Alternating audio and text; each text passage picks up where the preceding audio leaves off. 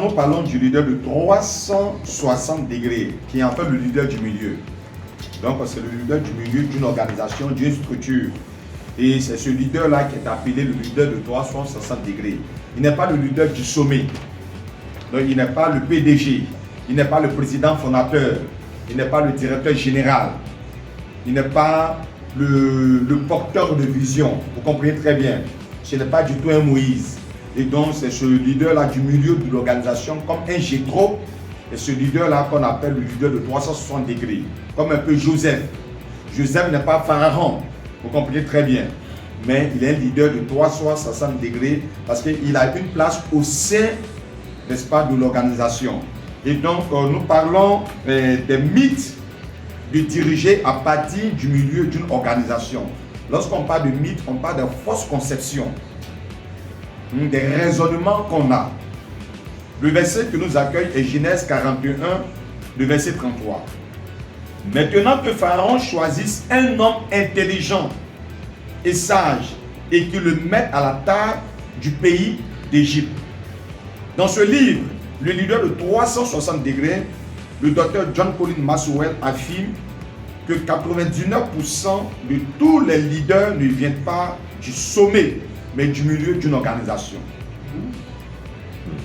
Il dit le potentiel leader.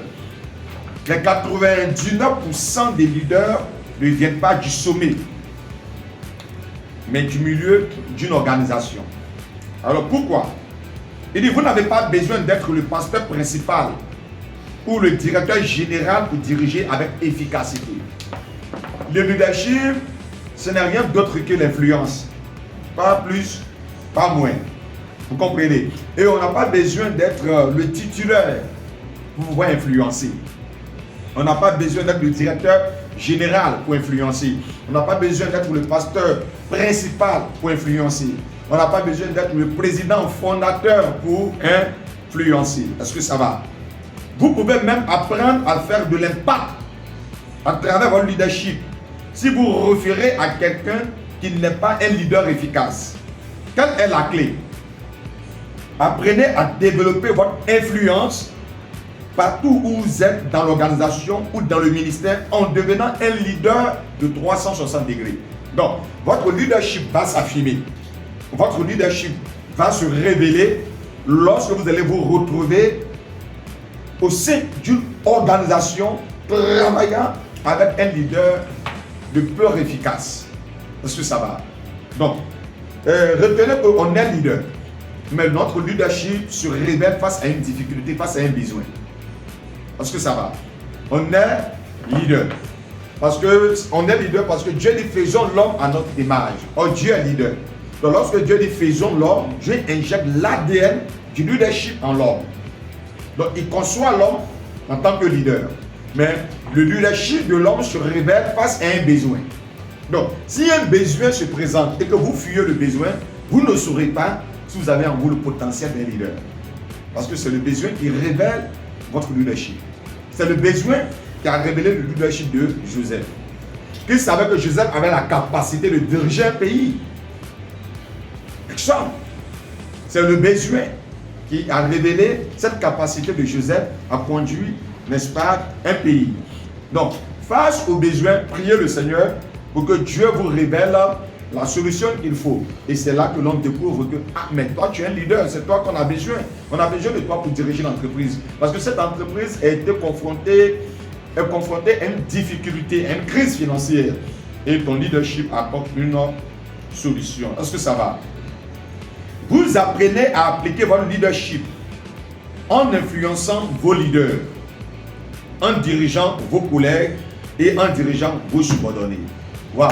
Donc, votre leadership va s'affirmer à 3 niveaux. 1. Vous influencez vos leaders, donc vos patrons. 2. Vous dirigez vos collègues, donc ceux avec qui vous êtes au même niveau. Et 3.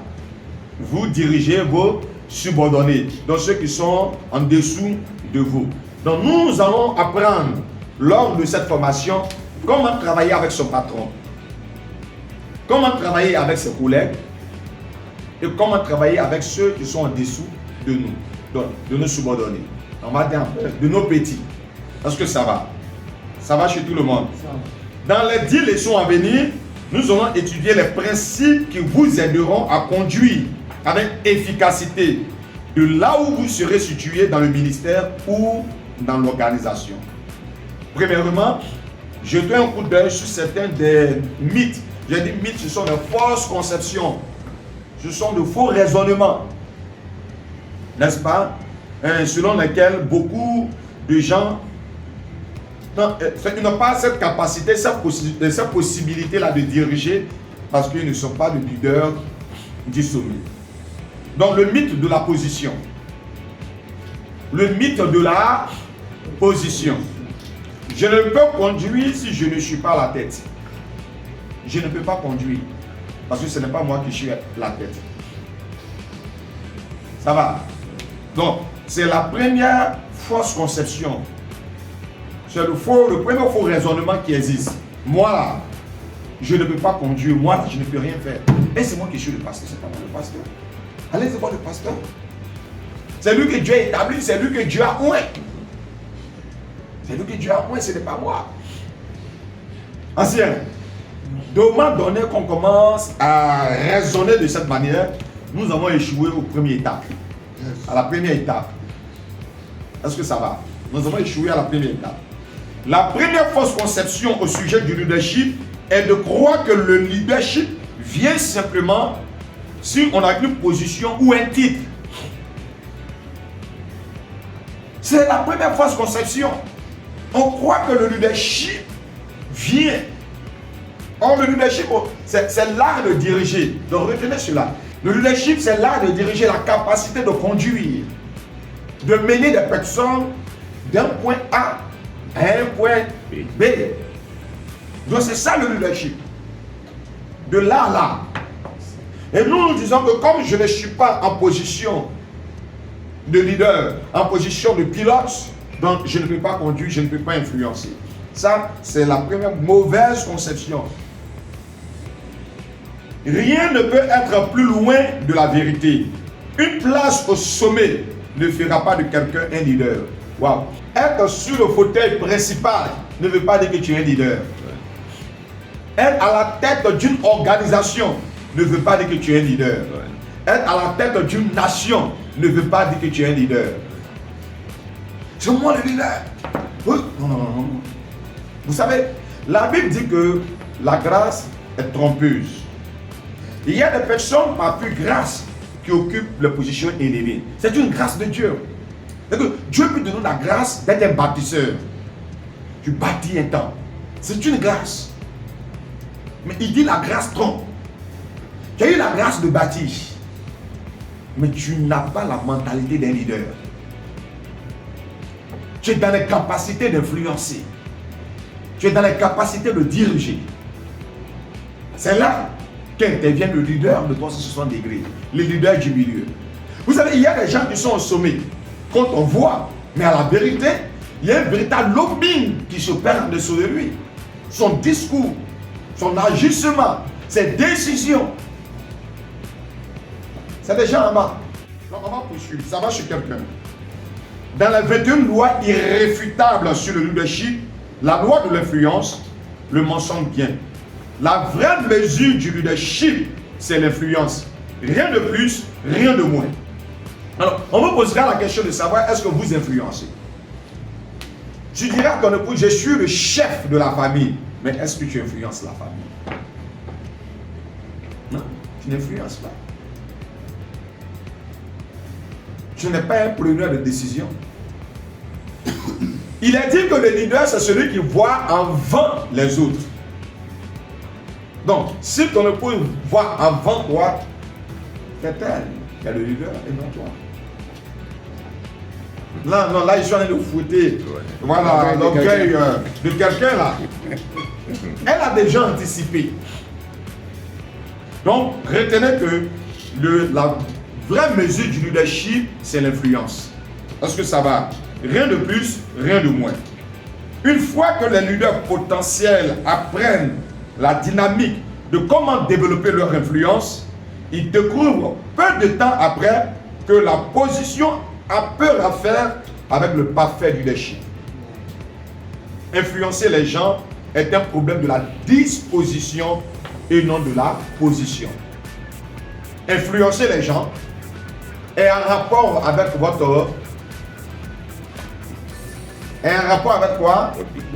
Votre disposition et non votre position. Donc c'est ça le leadership. Le leadership n'a rien à voir avec la position, mais la disposition de votre cœur, votre manière de vous prendre, votre manière, votre attitude envers les autres, votre approche des autres. Dans bâtir une équipe gagnante, nous avons dit qu'il y a deux voies communes par lesquelles on suit un leader.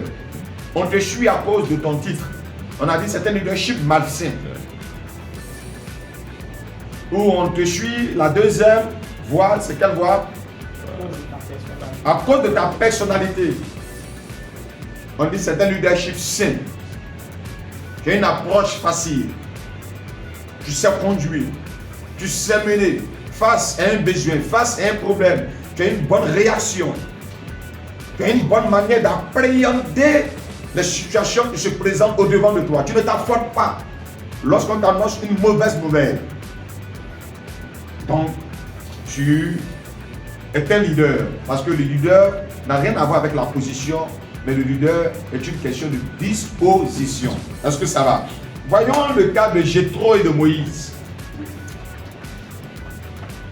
Jéthro, le beau-père de Moïse, n'avait aucune position officielle dans la structure du leadership établi par Moïse et les enfants d'Israël.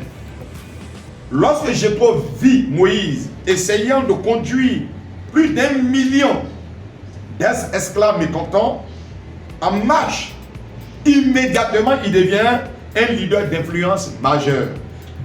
Qu'est-ce qui a fait de Jéthro un leader? S'il vous plaît. Le besoin d'abord. Le besoin. C'est le besoin qui a fait naître. Ou si on veut aller plus simplement, le besoin a fait de Jéthro un leader. Dans la structure de l'organisation de Moïse, cet homme n'en faisait pas partie. Oui, mais face à un besoin de Moïse qui conduisait la plus grande assemblée et qui se perdait ici, qui se perdait là, qui gérait tous les problèmes à la fois. Jéthro a observé la fatigue dans le visage de Moïse. Jéthro a observé les capacités de Moïse seul à conduire ce troupeau, et Josué a conseillé Moïse. Sans faire partie de l'organisation, de la structure organisationnelle de Moïse, il a influencé Moïse. Et par l'influence qu'il avait sur Moïse, il a influencé toute une nation. Donc, en influençant le patron, vous influencez l'entreprise. Est-ce que ça va? Lorsque vous influencez le patron, vous influencez l'entreprise. Quand vous influencez le pasteur, vous influencez l'église. Le programme soit organisé de par vos conseils, de par vos sages conseils, par vos sages apports. Est-ce que ça va? Est-ce qu'il y a des personnes qui découvrent au fur et à mesure qu'on avance le leadership? Nous sommes dans la fausse conception de la position. Est-ce que ça va? Donc Jéthro est devenu immédiatement un leader d'influence majeur dans la vie de Moïse. Même sans titre ou une position, Jéthro a influencé le leader du sommet qui est Moïse. Jéthro a utilement influencé la nation entière d'Israël.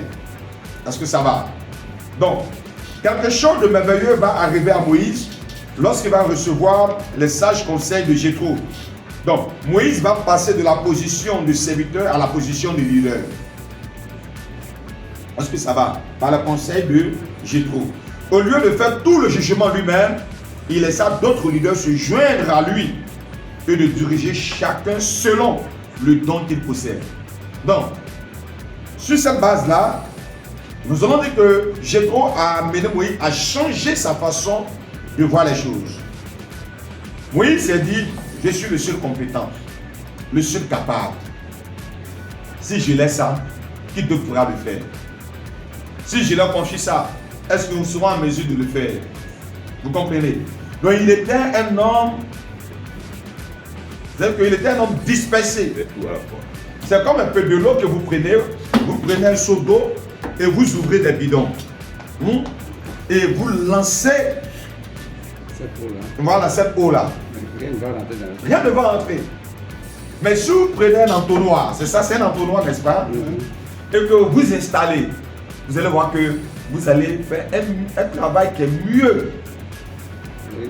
L'entrée dans la bouteille était voilà, vous remplissez, vous déposez, vous remplissez, vous déposez, vous remplissez, vous déposez au fur et à mesure. C'est là ce que Jéthro a dit à Moïse. Moïse,